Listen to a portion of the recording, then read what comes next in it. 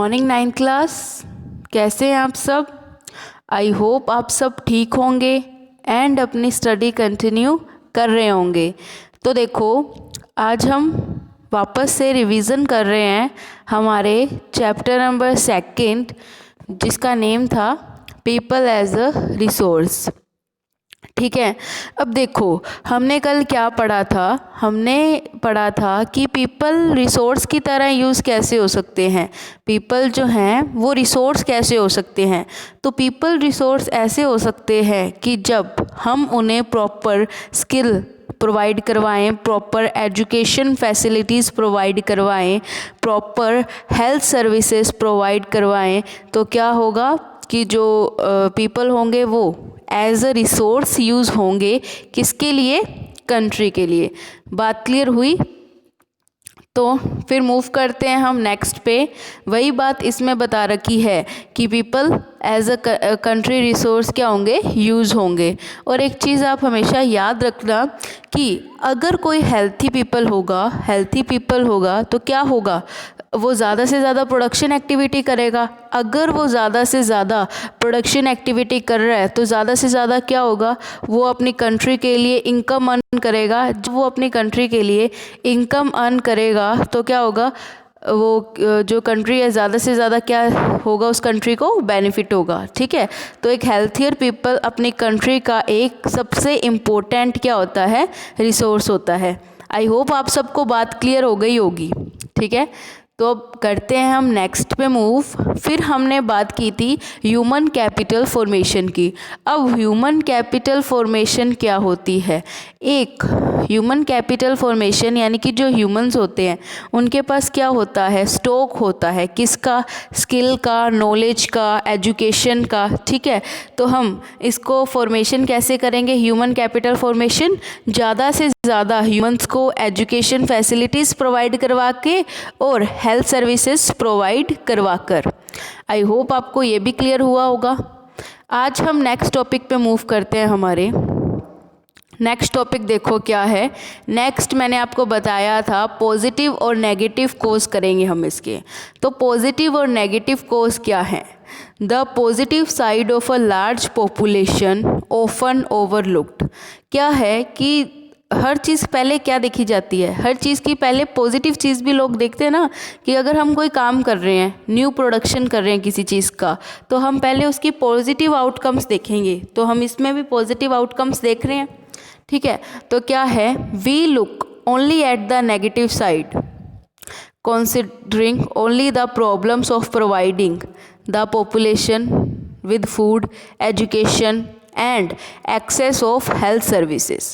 मतलब ये क्या कहना चाह रहे हैं? आपको ये बताना चाह रहे हैं कि हमें किसी भी चीज़ के पॉजिटिव साइड्स ही नहीं देखनी चाहिए, हमेशा नेगेटिव साइड ही नहीं देखनी चाहिए, पॉजिटिव साइड्स भी देखनी चाहिए। अगर हम कोई नई प्रोडक्शन एक्टिविटी कर रहे हैं तो हमें पॉजिटिव और नेगेटिव दोनों को साथ लेकर चलना चाहिए। फॉर एग्ज़ाम्पल, अब हमारे पेरेंट्स हैं, ठीक है, हमारे पेरेंट्स क्या हम पे इन्वेस्टमेंट करते हैं, तो वो नेगेटिव साइड थोड़ी ना लेकर चलते हैं। वो यही सोचते हैं ना कि पॉजिटिव रिटर्न आएगा।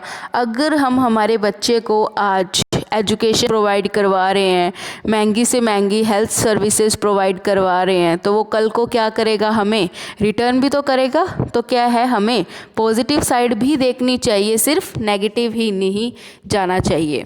बात क्लियर हुई? अब बात करते हैं हम ह्यूमन कैपिटल की, कि ह्यूमन कैपिटल क्या है। Not only do the more educated and healthy people gain through their income.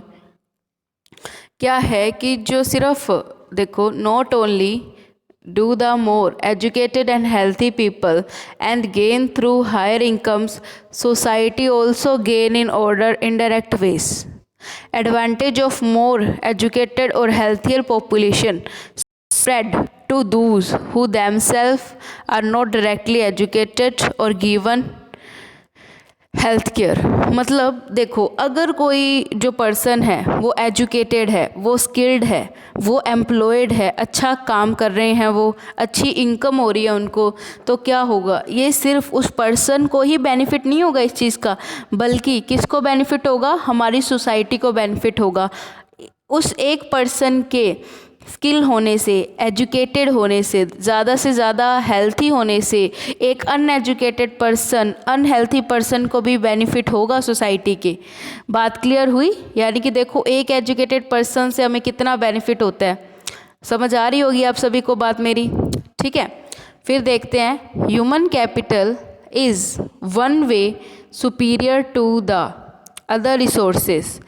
देखो ह्यूमन कैपिटल ना अदर रिसोर्सेज क्या होते हैं? रिसोर्सेज मैंने आपको कल भी ये चीज़ क्लियर की थी कि रिसोर्सेज कोई भी चीज़ हो सकती है। Resources is anything which satisfy our needs.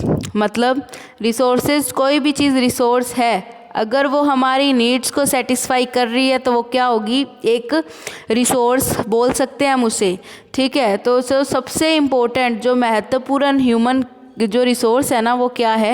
Human capital है, क्योंकि ह्यूमंस के पास किस चीज़ का स्टॉक है? उनकी नॉलेज का, उनकी स्किल्स का, ठीक है। बात क्लियर हुई? नेक्स्ट पॉइंट पे चलते हैं अपने। देखो नेक्स्ट पॉइंट पे क्या है? The IT revolution in India is striking instance of how the importance of human capital has come to acquire a higher position than that of material, plant and machinery। मतलब अब IT revolution हुई थी India में। अब बात करते हैं कि आईटी रेवोल्यूशन है क्या। तो आईटी मतलब इंफॉर्मेशन टेक्नोलॉजी। जब इसकी मतलब रेवोल्यूशन यानी कि क्रांति आई, आईटी को लोग क्या करने लगे? यूज़ करने लगे। तो ये क्या है? ये भी इम्पोर्टेंस ले रही है किस चीज़ को? ह्यूमन कैपिटल्स को। क्योंकि अगर ह्यूमन कैपिटल, अगर जो ह्यूमंस है आईटी टेक्नोलॉजी में कौन हायर पोस्ट पे होते हैं? वो ह्यूमंस जिनके पास ह्यूमन कैपिटल का स्टॉक होता है। मतलब वो ह्यूमंस जिनके पास प्रॉपर एजुकेशन है, प्रॉपर हेल्थ सर्विसेज है।